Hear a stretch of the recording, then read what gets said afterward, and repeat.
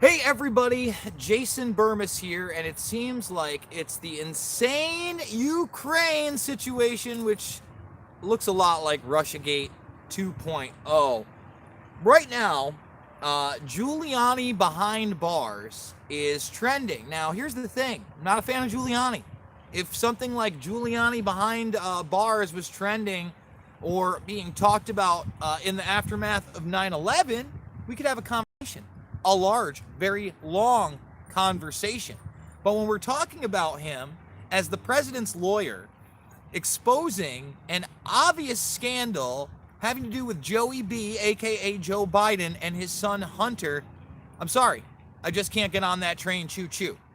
And we're now starting to see the first arrests on the Trump end of that stick. What do I mean? Well, two of Trump's close finance advisors have now been arrested for some kind of campaign fraud.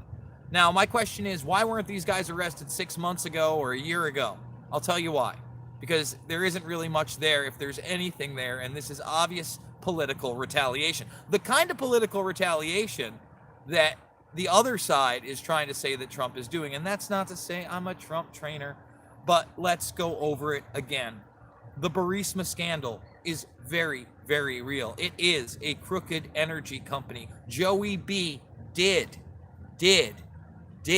brag about it in January 2018 on camera in front of CFR, where he said that he would have withheld $1 billion in aid, military aid to the Ukraine, if they did not agree to fire the prosecutor who under oath testified, in a deposition testified that he was indeed investigating Burisma and Biden's son. Indeed. So he said, look, you want the $1 billion? I leave in 6 hours. Do it up. And they did it. And now I have to see the repercussions of that move. And somehow it's going to be an impeachment process on the president when we should really be focusing on getting more troops out of Syria. Instead, the media is spinning that, Trump getting the troops out is bad. The Kurds are being slaughtered because of Trump. Everything is his fault. We need to stay at war. And, that's one of the reasons today, and by the way, 20 watching, 3 thumbs up. Let's start thumbing this bad boy up. One of the reasons today I had Christy Doff on from the Action for Assange Network. And I've had Steve on from that as well. I'm going to have more and more of those people on because the Assange thing is still going on. There's another hearing tomorrow. Remember, the guy was supposed to be released September 22nd. He was one of the last vestiges of telling the truth. And somebody back in the day, the anti-war left, actually admired. They didn't call him a cyber terrorist as he's being smeared today on shows like The View. And Tulsi is now trending as well because she says she's going to boycott the debates or possibly boycott them. I hope that this was just a ploy to get more attention surrounding her campaign. We desperately need an anti-war voice, an anti-authoritarian voice in that debate, whether you're going to vote for her or not. I'm not fully endorsing the woman, but you need that voice. And in the minute and 45 second video that's starting to go around, she said that the debates are nothing more than really a reality show at this point, pushing a narrative, an agenda. And that's very, very true. The debates at this level are infotainment at best. When you're not talking about real issues, when you're not talking about foreign policy and what you're going to do in the Middle East until an hour and 30 or an hour and 40 deep into the debates, and then it's very sparse and very far between, and everybody's promising we're going to get out of Afghanistan. We're going to get out of Afghanistan. No one's even sorry about that, guys. So nobody's even talking of Syria in these debates. How many times has Syria been brought up in the debates? I think a whopping 0. A whopping 0 times Syria has been brought up in the 3 presidential debates so far, and that's if you count the 2 rounds of 2, so really 5, as 1. Not brought up. We're barely talking about Iraq. Nobody's talking about African. No one's talking about the Sudan. All right? And nobody's talking about Guantanamo Bay, which is one of the reasons that we have to get behind the Action for Assange Network, Unity for J, because we wouldn't even know about half of those abuses in Guantanamo Bay, in Abu Ghraib and other places without people like WikiLeaks to publish them. That is why it is important. 44 watching, 11 thumbs up. Let's thumb this video up. Now, on the domestic front, now that we've talked a little bit about foreign policy, Tulsi Gabbard, I'm going to be doing a full video on this, but a baby trafficking network just got busted with over 100 of these incidents by a couple. And basically how this was working, I think it was, it starts with, I don't think it was Malaysia, but it started with M.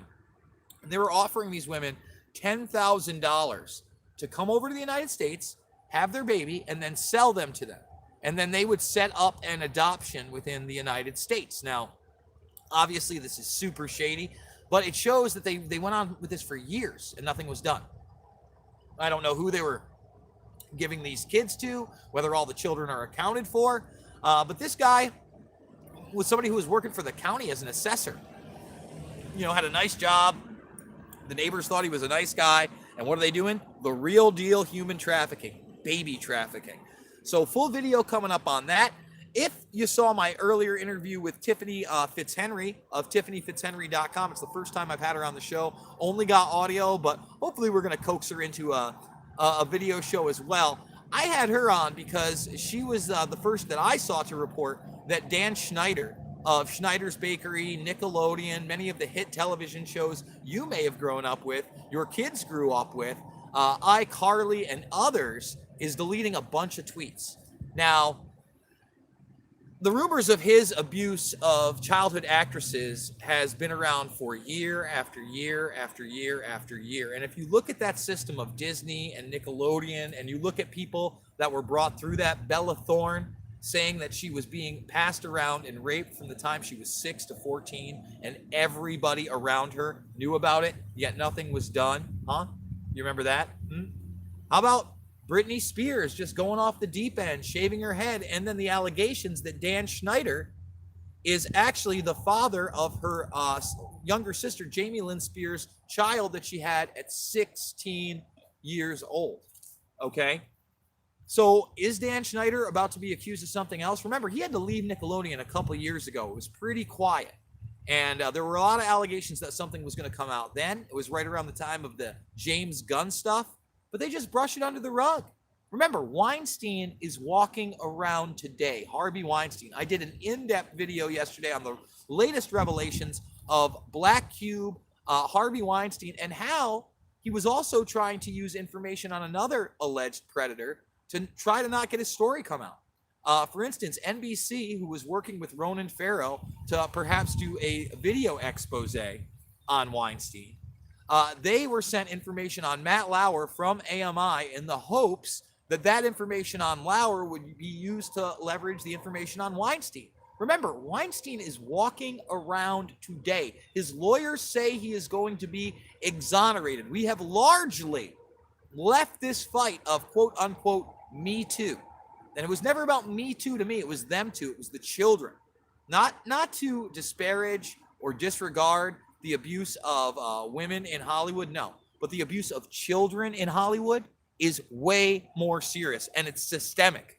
It goes beyond Hollywood, beyond just the entertainment industry, into other echelons of power, such as high-level politics. And that's why I continue to report on this stuff, because it's not about left or right. It's Democrats, it's Republicans, it's both sides of the aisle. Everybody wants to point to Anthony Weiner, which I did another video on yesterday regarding his laptop and some Hillary Clinton information that recently came out in a book. But it's also Dennis Hassard, someone who was labeled a serial child molester by a judge, yet has never done any time, never done a single day in jail due to molesting children, with allegations that have ranged all the way back to when he was a gym teacher and a wrestling coach. So 94 watching, 23 up. Can we thumbs this video up before we go? Guys, I'm doing it 3, 4, 5, 6, 7 times a day. We don't just do walk and talks with my little baby, lady baby that is, Karma. By the way, Karma, she's a day of borrowed time. It's been 2 months and a day since she got that death sentence of osteosarcoma. Yeah, today is 2 months and a day. She got 2 weeks, 2 months to live, and she's doing it. She's doing it big. She's on the Joe Tippins treatment. MyCancerStory.rocks is the website if you want to check it out. That's turmeric curcumin, vitamin E, CBD, high grade. I get it from Honest Paws. And most importantly, fenbenzidol, which is just a dewormer. Anybody can do it, guys. My dog is looking and acting great. We hope she has many more days and weeks ahead of her. Guys, if you're not subscribed to the Burmese Brigade, now's the time to do it. I've got a GoFundMe, so go check that out. 5, 10, 15 bucks. That's what keeps me going. That's what keeps me doing these videos. And by the way, I got an invite to the roundtable at the Miami Herald going on October 15th down in Florida. It's really short notice. I would love to go. I don't know if I can get a sitter for the kids, etc. So we'll see what happens, but it's a long shot. I love you guys, and I will see you on the flip side.